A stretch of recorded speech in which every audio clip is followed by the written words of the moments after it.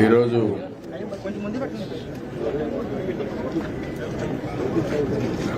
ఒక పవిత్రమైన కార్యక్రమానికి శ్రీకారం చుట్టే కాకుండా దీన్ని ముందుకు తీసుకుపోవడం కోసం ఈరోజు మరో 75 అన్నా క్యాంటీన్లు ప్రారంభించడం జరిగింది. ఇంత మునిపే 100 క్యాంటీన్లు ప్రారంభించాం. ఈరోజు ఒక 75 క్యాంటీన్లు అదనంగా ప్రారంభించాం. రెండు కలిపి 175 అన్నా క్యాంటీన్లు అయినాయి. ఇది ఒక విధంగా చెప్పాలంటే చాలా సక్సెస్ఫుల్ కార్యక్రమం. పేదవాడికి కడుపు నిండా తిండి పెట్టే కార్యక్రమం. ఇది ఒక మంచి కార్యక్రమమే కాకుండా ఒక పవిత్రమైన కార్యక్రమం. ఈ కార్యక్రమానికి ఆ రోజు శ్రీకారం చుడితే 203 అన్నా క్యాంటీన్లు ఉంటే ఆ బిల్డింగ్లు కూడా మేము ఆలోచించింది ఒక పవిత్రమైన భావంతో పేద ప్రజలకు అన్నం పెట్టే కార్యక్రమానికి. ఆ రోజు చేసిన విధానం కూడా మీరు చూస్తే ఏదో దారి పక్కన పెట్టడం కాదు, కిందన పెట్టడం కాదు. ఈరోజు ఒక మంచి బిల్డింగ్లు కట్టి మంచి ప్లేస్లు కట్టి ఎవరైతే ప్రజలకు అందుబాటులో ఉండే విధంగా అన్నా క్యాంటీన్ ఉండాలి, పరిశుభ్రంగా ఉండాలి, పౌష్టికాహారం పెట్టాలనే ఉద్దేశంతో పెట్టాం. పేదవాళ్ళందరికీ ఇది ఒక వరప్రసాదినిగా తయారైంది. ఉదయం 5 రూపాయలు, మధ్యాహ్నం 5 రూపాయలు, రాత్రి 5 రూపాయలు అయితే 3 పూట్ల 15 రూపాయలు ఖర్చు పెట్టుకుంటే కడుపు నిండా తిండి తినే పరిస్థితి వస్తుంది. పేదవాళ్లు చాలా కష్టపడతారు. కష్టపడి ఒక 200 రూపాయలు 150 రూపాయలు సంపాదిస్తే అది తిండికి కూడా సరిపోని పరిస్థితి వచ్చేది. రెండోది, ఒకవేళ ఇంట్లో నుంచి ఫుడ్ తెచ్చుకోవాలంటే తెల్లవారితో నిద్రలేస్తానే వంట చేసి అక్కడి నుంచి తెచ్చుకొచ్చినా అది వేడిగా ఉండకుండా చాలా ఇబ్బందులు వచ్చేటివి. అలాంటి అన్నా క్యాంటీన్ ని చాలా దుర్మార్గంగా రద్దు చేసే పరిస్థితికి వచ్చారు. ఈరోజు ఈ ప్రభుత్వం ఒకటే ఆలోచిస్తున్నాం, మళ్లీ కనీసం ఆ రోజు ఉన్నటువంటి 203 అన్నా క్యాంటీన్ మళ్లీ ప్రారంభిస్తాం. అది కాకుండా ప్రతి ఒక్క నియోజకవర్గానికి ఒక అన్నా క్యాంటీన్ ఉంటుంది. అదేవిధంగా ఎక్కువ టౌన్లో కానీ ఉంటే అలాంటి టౌన్లో కొన్ని అదనంగా కూడా ప్రారంభిస్తాం. ఇంకొక పక్కన మీరు ఒకసారి చూస్తే ఆ రోజు ఆగస్టు 15న ప్రారంభించాం. ఈరోజు 100 రోజులు ఈ ప్రభుత్వం అంటే 100 రోజులు వచ్చిన సందర్భంగా మరొక 75 ఈ రోజు ప్రారంభించడం జరిగింది. ఈ క్యాంటీన్లో మనం చూసినప్పుడు ఒక్కొక్క రోజు 450 మంది ఒక పూటకి ఇక్కడ భోజనం చేస్తున్నారు. ఉదయం 550 మంది భోజనం చేస్తున్నారు, మధ్యాహ్నం 650 మంది భోజనం చేస్తున్నారు, రాత్రి 300 మంది భోజనం చేస్తున్నారు. ఆవరేజ్ దగ్గర 100 క్యాంటీన్లో 450 మంది 3 పూట్ల కలిసి భోజనం చేసే పరిస్థితికి వచ్చారు. దీన్ని ఇంకా సైంటిఫిక్ గా నిర్వహిస్తాం. నేను ఒకటే అప్పీల్ చేస్తున్నా, ఈరోజు ఈ రాష్ట్రంలో ఈ దేశంలో చాలా మంది సహాయం చేయడానికి ముందుకు వస్తున్నారు. నిన్నే విజయవాడలో పెద్ద ఎత్తున వరదలు వచ్చాయి. 10 రోజులు ఈ ప్రభుత్వం అన్ని విధాలా పనిచేశాం. మళ్లీ నార్మల్సీ తేవడానికి ఎన్ని విధాల ప్రయత్నం చేయాలని అన్ని విధాల ప్రయత్నం చేసి ఎప్పుడూ జరగని విధంగా బాధితులను ఆదుకున్నాం. ఆ 10 రోజులు ఆదుకుని ఎప్పుడు ఇవ్వని ప్యాకేజ్ ఇచ్చాం. 25,000 రూపాయలు ఎప్పుడూ ప్యాకేజ్ ఇవ్వలేదు. ఏ ఇండ్లైతే మునిగిపోయినాయో, ఏ ఇండ్లకైతే నీళ్లు వచ్చాయో 6-7 రోజులు చాలా ఇబ్బంది పడితే 10 రోజులు కూడా ఎవ్వరు కూడా మాకు తిండి పెట్టలేదు అనకుండా అందరికీ మార్నింగ్ గాని, మధ్యాహ్నం గాని, సాయంత్రం గాని బ్రేక్ఫాస్ట్ దగ్గర నుంచి డిన్నర్ వరకు అరేంజ్ చేశాం. అదే సమయంలో 25 కేజీల బియ్యం, అంతేకాకుండా 1 కేజీ కందిపప్పు, 1 లీటరు పామాయిల్, ఇంకో పక్కన 1 కేజీ చక్కెర ఇవన్నీ అరేంజ్ చేశాం. 2 కేజీలు ఉల్లిపాయలు, 2 కేజీల పొటాటో కూడా అరేంజ్ చేశాం. ఇవన్నీ అయిన తర్వాత దాతలు కూడా పెద్ద ఎత్తున వచ్చారు. వాళ్లకు తోచిన విధంగా వారు కూడా ఆదుకున్నారు. ఇంకొక పక్క నేను ఒక పిలిపిచ్చాను, ప్రతి ఒక్కరూ ముందుకు రండి, సహాయం చేయమని కోరితే ఈ రోజుటికే మీరు ఒక్కసారి చూస్తే 350 కోట్ల రూపాయల పైన ఈ వరదల్లో ప్రజలు స్వచ్ఛందంగా ముందుకొచ్చి డబ్బులు ఇచ్చే పరిస్థితికి వచ్చారు, విరాళాలు ఇచ్చే పరిస్థితికి వచ్చారు. ఇది నా రాజకీయ జీవితంలో ఎప్పుడూ నేను చూడలేదు. ఏ రాష్ట్రంలో కూడా ఇంత పెద్ద ఎత్తున విరాళాలు ఇచ్చారని నేను ఎప్పుడూ వినలేదు. దీనికి కారణం మీరు ఒకసారి ఆలోచిస్తే ఈ ప్రభుత్వంపై ఉండే నమ్మకం. ఈ రోజు కూడా నేను చూశాను, కొంతమంది నడవలేని వారు కానీ ఒకసారి కలవాలి, ఈ ప్రభుత్వం చేసే పనికి మేం కూడా సహకరించాలి అని స్వచ్ఛందంగా ముందుకొచ్చి వీల్ చైర్లో వచ్చిన వాళ్ళు చాలా మంది ఉన్నారు. కుటుంబ సభ్యుల సహకారంతో వాళ్ళ అంటే నడవలేకపోయినా వాళ్ళు మోసుకొని వచ్చి డబ్బులు ఇచ్చే పరిస్థితికి వచ్చారు. నేను అడిగాను, ఇంత శ్రమ తీసుకుంటారు అవసరం అని అడిగితే, కాదు, ఇది ఒక పవిత్రమైన కార్యక్రమం, మీరు పేదవాళ్ళు ఆదుకుంటున్నారు, మా బాధ్యతగా కూడా మేము ఆదుకోవాల్సిన బాధ్యత ఉందని స్వచ్ఛందంగా ముందుకొచ్చారంటే ఆ స్ఫూర్తిని చూసినప్పుడు నాకు అదే అనిపించింది. మంచికి ఇంకా స్థానం ఉంది, మంచి చేస్తే సహకారం ఉంటుంది. అదే ఈరోజు నిరూపితమైంది. ఏదైతే నేను చూశాను, ఇప్పటికి కూడా వరదల్లో 10 రోజులు తిరిగిన తర్వాత మా మంత్రివర్గం 10 రోజులు అక్కడే ఉండి ఇంటింటికి వెళ్ళి ఎంత బురదున్నా లెక్క పెట్టుకోకుండా పెద్ద ఎత్తున పోవద్దని నివారించిన ఎన్డీఆర్ఎఫ్ గాని వీళ్ళందరూ ప్రజల్లోకి వెళ్ళారు. అదే మరి మీడియా కూడా చాలా బాగా పనిచేశారు. అదే సమయంలో మా సీనియర్ ఆఫీసర్స్ అందరూ అక్కడే ఉన్నారు, ఆ బురదలోనే పనిచేశారు. ఇది ఒక చరిత్ర. కష్టంలో ఉన్నప్పుడు ప్రజలను ఆదుకోవాల్సిన బాధ్యత ప్రభుత్వంలో ఉండే అధినేతలపైనే కాకుండా రాజకీయాల్లో ఉండే ప్రతి ఒక్కరిపైన ఉంటుంది. ఇన్ని ఇబ్బందులు వస్తే ఒక ప్రతిపక్షంగా ఉండే పార్టీ దీన్ని కూడా రాజకీయ విన్యాసాల కోసం ఉపయోగించారు. పైశాచిక ఆనందాన్ని పొందారు. ఈవెన్ వాళ్ళకు కూడా సరైన రిలీఫ్ దొరకకుండా అడ్డుపడే పరిస్థితికి వచ్చారు. ఏది ఏమైనా ఎవరిని కుట్రలు చేసినా కుతంత్రాలు విన్నా ప్రజలు మాత్రం స్వచ్ఛందంగా ముందుకొచ్చారు.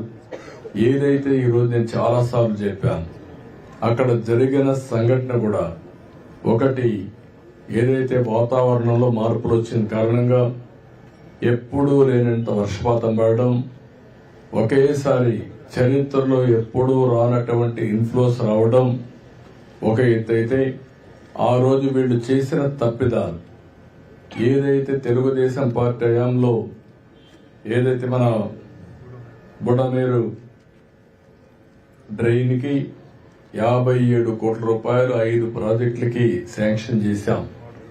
అది గాని ఖర్చు పెట్టుంటే ఈరోజు ఇవన్నీ కూడా మోడర్నైజేషన్ అయ్యేది. ఆ మోడర్నైజేషన్ ఆపేశారు. ఎక్కడికక్కడ ఆ ప్రాజెక్టులో మనం చూస్తే అడుగు అడుగున అక్కడుండి దానిపైన దురాక్రమణలు చేశారు, అక్రమ కట్టడాలు కట్టారు, నీళ్లు పోనీయకుండా చేసే పరిస్థితికి వచ్చారు. అయితే రాత్రింబగళ్ళు మా వాళ్ళు పనిచేసి ఒక పక్క బుడమేరులో పడినటువంటి గండులు పూడ్చడం, ఇంకొక పక్కన కింది వరకు నీళ్లు పోవడానికి ఎన్ని ప్రయత్నాలు చేయాలని ప్రయత్నాలు చేశాం. ఇది రాష్ట్రం దేశం మొత్తం గుర్తించింది. ఇంకొక పక్కన ఈరోజు ఇచ్చిన ప్యాకేజ్ కూడా మీరు చూస్తే నేను ఒకటే ఆలోచించాను, ప్రతి ఒక్కరికి ఒకటే విజ్ఞప్తి చేశాం. ఏదో టెక్నికల్ గా మాట్లాడడం కాదు, టెక్నికల్ గా చేయడం కాదు, హ్యూమన్ యాంగిల్ ఆలోచించండి. మళ్లీ వాళ్ళందరికీ చేయూతనిచ్చి వాళ్ళు మామూలు స్థితికి కోలుకునే విధంగా మనం వాళ్ళకు ఒక ధైర్యాన్ని ఇవ్వాలని చెప్పాను. దానిపై అందరూ కూడా ఒక ఇన్సూరెన్స్ కంపెనీలు కానీ ఇంకొక పక్క ప్రభుత్వ సహాయం కానీ అన్ని వ్యవస్థలు కూడా సక్రమంగా పనిచేశాం. ఇప్పటికీ మేము ఇచ్చిన ప్యాకేజ్ ప్రకారం అన్ని ఫైనల్ అవుతున్నాయి. వీలైనంత తొందరలో ఎవరైతే అక్కడ టెనెంట్స్ ఉంటారో, అద్దెకున్నారో వాళ్ళకే నేరుగా నష్టపోయిన వారికి సహాయం చేయడానికి ముందుకు పోతున్నాం. వ్యవసాయంలో కూడా కౌలు రైతుకు నేరుగా ఇచ్చే ఏర్పాట్లు చేస్తున్నాం. మొదటిసారి వరి పంటకైతే 25,000 రూపాయలు ఆర్థిక సాయం చేసే కార్యక్రమానికి శ్రీకారం చుట్టాం. ఇలాంటివన్నీ చేసినప్పుడు మళ్లీ ఈ రోజు మీరు ఒకసారి ఆలోచిస్తే ఎట్టి పరిస్థితుల్లో ఈ కార్యక్రమానికి శ్రీకారం చుట్టాలనే ఉద్దేశంతో నిన్నటి వరకు వరదల్లో ఉన్నాం. ఇప్పటికే ఈ ప్రభుత్వం వచ్చిన 100 రోజుల్లో మీరు చూస్తే 100,000 అడుగులు ముందుకి వెళ్ళగలిగాం. వ్యవస్థలన్నీ భ్రష్టు పట్టాయి. ఈ రోజు కూడా మేము రూరల్ డెవలప్మెంట్ లో ఏదైతే జల్ జీవన్ మిషన్ కింద గవర్నమెంట్ ఆఫ్ ఇండియా ఇంటింటికి కొళ్ళా ఇచ్చే కార్యక్రమానికి శ్రీకారం చుట్టారు. మనం 50% ఇస్తే వాళ్ళు 50% డబ్బులు ఇస్తారు. కొన్ని రాష్ట్రాలు అన్ని విధాలుగా డబ్బులు తీసుకొని పూర్తి చేశారు. కర్ణాటక అయితే 50,000 కోట్లు 60,000 కోట్లకు శ్రీకారం చుట్టారు. వేరే రాష్ట్రాలు అన్నీ చేశాయి. దురదృష్టం మన రాష్ట్రంలో ఒక్క పైసా ఖర్చు పెట్టలేదు, ఉపయోగించుకునే పరిస్థితులు లేదు, ఎస్టిమేట్స్ కూడా తయారు చేయని పరిస్థితి.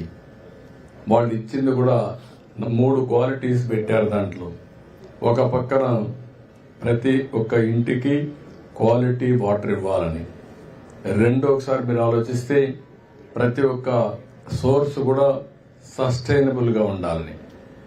అంటే మామూలు బోర్లో నీళ్లు ఇవ్వడం కాదు, నీళ్లు ఇస్తే శాశ్వతంగా ఉండదు.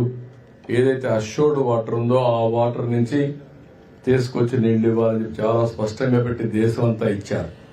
వన్స్ ఫర్ ఆల్ సమస్య పరిష్కారం చేయాలని గవర్నమెంట్ ఆఫ్ ఇండియా ఆలోచిస్తే 19లోనే ఇది ప్రారంభించారు. 5 ఏళ్లు అయ్యింది. ఈ రోజు మీరు చూస్తే అస్తవ్యస్తంగా ఉంది. ఆ ప్రాజెక్టులో ₹1 కూడా ఖర్చు పెట్టకుండా ఒక 2,000 3,000 ఖర్చు పెట్టి గవర్నమెంట్ ఆఫ్ ఇండియా డబ్బులు ఇచ్చినా వీడు వాటా ఇవ్వకుండా లేనిపోని విన్యాసాలు చేసి ఈరోజు రాష్ట్రానికి ద్రోహం చేసే పరిస్థితికి వచ్చారు. ఒక పక్క ఇదే సీన్ అన్ని వ్యవస్థల్లో కూడా కేంద్రం ఇచ్చిన నిధులు ఉపయోగించుకోలేదు. డిపార్ట్మెంట్స్ అన్ని నిర్వీర్యం అయిపోయినాయి. ఈ రోజు ఒక్కొక్కటే స్ట్రీమ్ లైన్ చేసుకుంటూ వస్తున్నాయి. ఇంకొక పక్కన మీరు చూస్తే మేము ఇచ్చిన హామీ ప్రకారం అన్ని హామీలు నెరవేర్చడానికి సంక్షేమం, అభివృద్ధి ఈ 2 కూడా ముందుకు తీసుకుపోతున్నాం. అందులో మరో మైలురాయి ఈ రోజు అన్నా క్యాంటీన్ అని చెప్పి కూడా నేను మీకు తెలియజేస్తున్నా. ఇది ఏర్పాటు చేసిన తర్వాత మీరు చూస్తే ఒక్క నెలలోనే 7,53,00,000 రూపాయలు వచ్చింది. మొత్తం అన్నా క్యాంటీన్లు అన్నింటికీ ఒక 150 కోట్ల రూపాయలు సంవత్సరానికి ఖర్చు అవుతుంది. అయితే ఈ 203 క్యాంటీన్లు వస్తే 150 అరౌండ్ ఇంకా కొంచెం అటు ఇటు వస్తుంది. నేను ఒకటే రాష్ట్రంలో ఉండి అందరికి విజ్ఞప్తి చేస్తున్నా. ఎన్టీ రామారావు గారు అన్నదానం ప్రవేశపెట్టారు తిరుమల పైన. దాన్ని కూడా నాసిరకం భోజనం పెట్టే పరిస్థితికి వచ్చారు ఇటీవల కాలంలో. దానిపైన కూడా అనేక కంప్లైంట్లు, కడాన ప్రసాదంపై కూడా కంప్లైంట్లు వచ్చే పరిస్థితికి వచ్చింది. ఇవన్నీ కూడా నాణ్యమైనటువంటి అక్కడ ఏవైతే మన దానికి కావాల్సినటువంటి ముడి సరుకులన్నీ కూడా నాసిరకం వాడడం, అది కాకుండా పవిత్రమైన దేవాలయాల్లో కూడా అపవిత్రమైన ముడి సరుకులు వాడడం, ఇలాంటివన్నీ చేసి కంపు చేశారు. ఇప్పుడిప్పుడే అక్కడ కూడా స్ట్రీమ్ లైన్ చేశాం. ఒక దూరదృష్టి మీరు ఆలోచిస్తే ఎన్టీ రామారావు గారు ఆ రోజు ప్రారంభించిన అన్నదానం ఈ రోజు కార్పసే మొత్తాన్ని జరిపే పరిస్థితి వస్తుంది. డే బై డే ప్రజలు ఇంకా కాంట్రిబ్యూట్ చేస్తున్నారు. ఎప్పుడైనా సరే ఒక మంచి వ్యవస్థను ఎస్టాబ్లిష్ చేసి ఒక పవిత్రమైన కార్యక్రమంగా దాన్ని తీసుకున్నప్పుడు ప్రజలు స్పాన్సర్ చేయడానికి ఏమాత్రం వెనుకాడనే దానికి అన్నదానం టీటీలో ఒక ఉదాహరణ అని చెప్పి నేను మీకు తెలియజేసుకుంటున్నాను. ఈ రోజు నేను మొత్తం ప్రతి ఒక్కరిని ఒకటే కోరుతున్నాను. ఏ స్ఫూర్తినైతే మీరు చూపించారో వరదల సందర్భంగా అదే స్ఫూర్తిని మీరు కొనసాగించే విధంగా ఈ అన్నదానం అనే కార్యక్రమం ప్రతి ఒక్కరూ భాగస్వాములు కండి. మీ ఇంట్లో ఏదైనా పెళ్ళైనా, మీ ఇంట్లో ఎవరికైనా గుర్తుపెట్టుకునే విధంగా కార్యక్రమాలు చేసినా, అలాంటి శుభ కార్యక్రమాలు కానీ పెద్దలకు ఓసారి మన పెద్దలు జరిపినప్పుడు మనం కూడా ఆలోచిస్తాం, మళ్ళీ వాళ్ళు గుర్తుపెట్టుకునే కార్యక్రమాలు కొన్ని పెట్టుకుంటాం. మీ పిల్లలు పుట్టినరోజు కానీ ఏదైనా సరే మీరు ఈ క్యాంటీన్ ద్వారా 10 మందికి భోజనం పెట్టే కార్యక్రమానికి శ్రీకారం చుట్టండి. అక్షయ పాత్ర చాలా బాగా చేస్తున్నారు. మాకు ఇంతవరకు ఒక కంప్లైంట్ రాలేదు. ఇక్కడ టీవీలు పెడతాం, స్క్రోలింగ్లు పెడతాం. మీకు అవసరమైతే మీరు ఇంటి దగ్గరుండి ఆ టైంలో ఇక్కడ అడ్రస్ చేయాలంటే కూడా అడ్రస్ చేయొచ్చు. అదే సమయంలో మీరే వచ్చి సర్వ్ చేస్తామంటే ఇంకా సంతోషం. ఒకసారి వచ్చి మీరు కూడా భాగస్వాములు కావచ్చు. నేను ఒకటే ఆలోచిస్తున్నా, ఈ అన్నా క్యాంటీన్ల ద్వారా సేవా కార్యక్రమాలకు శ్రీకారం చుట్టాలని, సేవా భావానికి ప్రేరణ తేవాలని చెప్పేది నా ఉద్దేశం. ప్రతి ఒక్క వ్యక్తి మనం ఆలోచించుకోవాల్సింది, మనం డబ్బులు సంపాదించడం ఎంత ముఖ్యమో మనకు వచ్చిన డబ్బులు కూడా సద్వినియోగం చేయడం అంతే ముఖ్యం. మీరు సంపాదించిన సంపాదనలో కొంత భాగం సర్వీసు ఖర్చు పెట్టండి. అది మనందరి బాధ్యత. అది చేయగలిగితే ఈ సమాజంలో ఈ పేదరికం కానీ పేదవాళ్ళ సమస్యలు పూర్తిగా పరిష్కారమయ్యే పరిస్థితి వస్తుంది. అందుకే పిలిపిస్తున్నా, ఈ అన్నా క్యాంటీన్ అనేది ఒక స్ఫూర్తి. నేనేదో 150 కోట్ల రూపాయలు ప్రజలు పెట్టాలని కాదు. నేను అది కూడా స్పష్టంగా అందరికీ విజ్ఞప్తి చేస్తున్నా. 150 కోట్ల రూపాయలు ప్రభుత్వం పెడుతుంది, పెట్టే శక్తి ఉంటుంది. అనేక కార్యక్రమాలు పెడుతున్నాం. కానీ ఈ రాష్ట్రంలో ఒక స్ఫూర్తిదాయకంగా ముందుకు పోవాలని, అన్నా క్యాంటీన్ అంటే ఒక సేవాభావానికి ఒక స్ఫూర్తి ఇచ్చే కేంద్రంగా తయారు కావాలని నా ఆలోచన. అందుకే ప్రతి ఒక్కరిని కోరుతున్నా, అవసరమైతే ఒక పూట ఒక క్యాంటీన్కి కాంట్రిబ్యూట్ చేయండి. రాష్ట్రం అంతా అవసరమైతే మీరు చేయండి. ఏ విధంగా చేసిన కార్పస్కి మీరు డబ్బులు ఇవ్వండి. ఇవన్నీ కూడా మనం పగడ్బందీగా చేద్దాం. ప్రతి ఒక్కసారి ప్రజలకు కూడా గుర్తు చేద్దాం. అవసరమైతే దీని మీద ఒక కాలం కూడా రన్ చేయమంటాం. అన్నా క్యాంటీన్కి ఎవరైతే దాతలు ఇస్తున్నారో కంటిన్యూగా దానికి ఒక కాలం పెట్టి రిలీజ్ చేస్తాం. నేను డబ్బుల కోసం కాదు, ఒక స్ఫూర్తి కోసం, ప్రజలకు కూడా ఒక సేవాభావాన్ని కల్పించడం కోసం ఇవన్నీ చేస్తామని చెప్పి నేను మీకు తెలియజేసుకుంటూ, మీరే చూశారు, క్వాలిటీ ఫుడ్ పెట్టడమే కాదు, న్యూట్రిషియస్ ఫుడ్ పెడుతున్నాం. రెండోది పరిశుభ్రమైన ప్రాంతంగా తయారు చేశాం. ఎవరు ఇక్కడికి వచ్చినా అక్కడ చూసినప్పుడు దీనిపైన కూడా కావాలని కొంతమంది మీకు తెలుసు ఈ పార్టీలు ఎట్లున్నాయో ఈ రాష్ట్రంలో నేను ఎప్పుడూ చూడలే ఇలాంటి పార్టీని. 40 సంవత్సరాల నా రాజకీయ జీవితంలో ఇలాంటి కరుడు గట్టిన నేరస్తులందరూ కలిసి ఏమేం చేస్తున్నారో మీరే చూస్తున్నారు. కనీసం ఒకరికి భోజనం పెట్టలేరు కానీ భోజనం పెట్టేవాళ్ళు కూడా అక్షయ పాత్ర లాంటి పవిత్రమైన సంస్థని అపహాస్యం చేసే పరిస్థితికి వస్తున్నారు. ఈరోజు దేశంలోని దగ్గర 22 లక్షలు 23 లక్షల మందికి ఒక్కొక్క రోజున భోజనం పెడుతున్నారు. ఇది ప్రపంచంలోని ఒక చరిత్ర. ఇన్ని క్యాంటీన్లు పెట్టి ఇన్ని లక్షల మందికి ప్రతి పూట భోజనం పెట్టి ఏకైక వ్యవస్థ అక్షయ పాత్ర. ఆ అక్షయ పాత్రకు డబ్బులు ఎక్కడో గవర్నమెంట్లు ఇవ్వడం లేదు. ఇలాంటి సేవా కార్యక్రమాలు చేసిన వాళ్ళకి వచ్చే డబ్బులు వస్తున్నాయి. ఇప్పుడు మనం ఈ కార్యక్రమాన్ని చేపట్టాం కాబట్టి మనం ఇచ్చే డబ్బులు వాళ్ళకి వస్తాయి. ఎలాంటి లాభాల కోసమో డబ్బుల కోసం పనిచేయకుండా సేవాభావంతో పనిచేసే వ్యవస్థ. అలాంటి వ్యవస్థను కూడా క్రిటిసైజ్ చేసే పరిస్థితికి వచ్చారంటే ఇది దివాలా కోరుతనం తప్ప ఇంకోటి కాదు. దాన్ని కూడా నేను చాలా తీవ్రంగా ఖండిస్తున్నా, గ్రహిస్తున్నా. ఏది ఏమైనా ఈ ఉద్యమం ఇదే మరిగా కొనసాగుతుంది. ఎక్కడ కూడా నిలిపే సమస్య ఉండదు. నేను ఎన్నికల మేనిఫెస్టోలో ఒకే మాట చెప్పాను. నేను ఆ విషయాలు రేపు మాట్లాడతాను. ఈరోజు దీనికే కన్ఫైండ్ అవుతాను. సార్, ఈ తిరుమల లడ్డు ప్రసాదం విషయంలో ల్యాబ్ రిపోర్ట్స్ బయటపడ్డాయి. ఇప్పుడు మీరు ఎలా భరోసా ఇస్తారు భక్తులకు? అందుకనే భక్తులందరూ కూడా మనోభావాలు దెబ్బతిన్నాయి.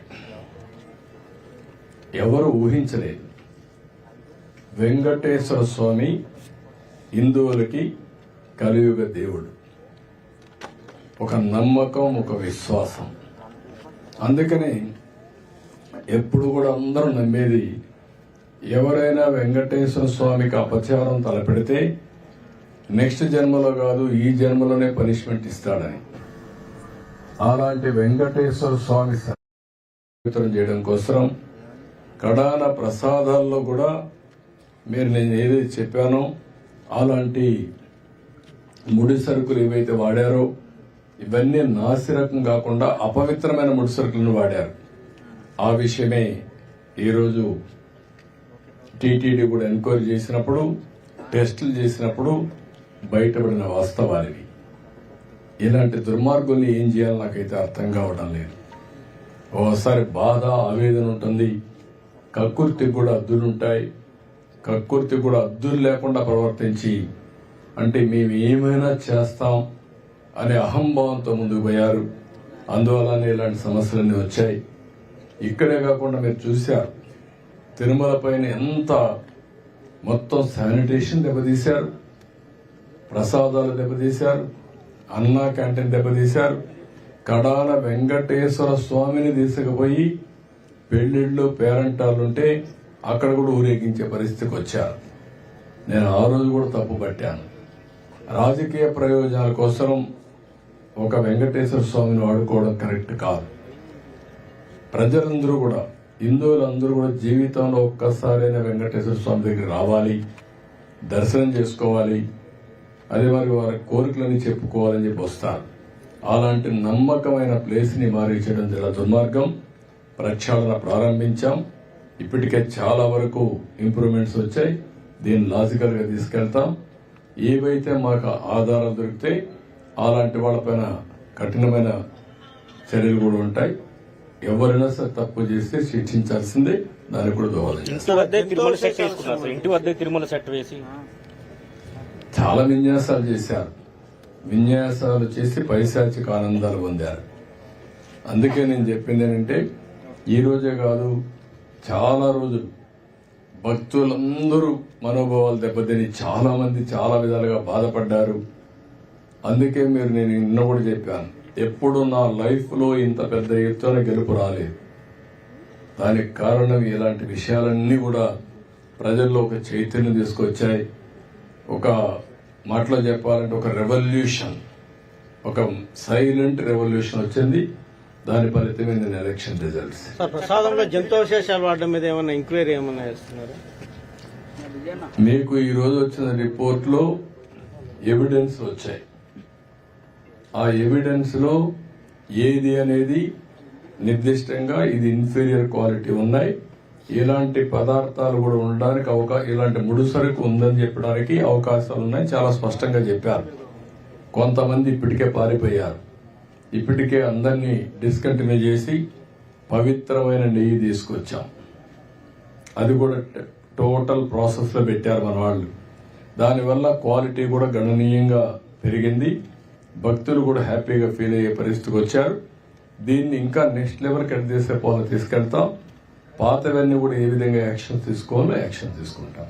ఎవరు చేశారు, ఏం చేశారు, అవన్నీ కూడా యాక్షన్ తీసుకుంటాం. Okay, thank you.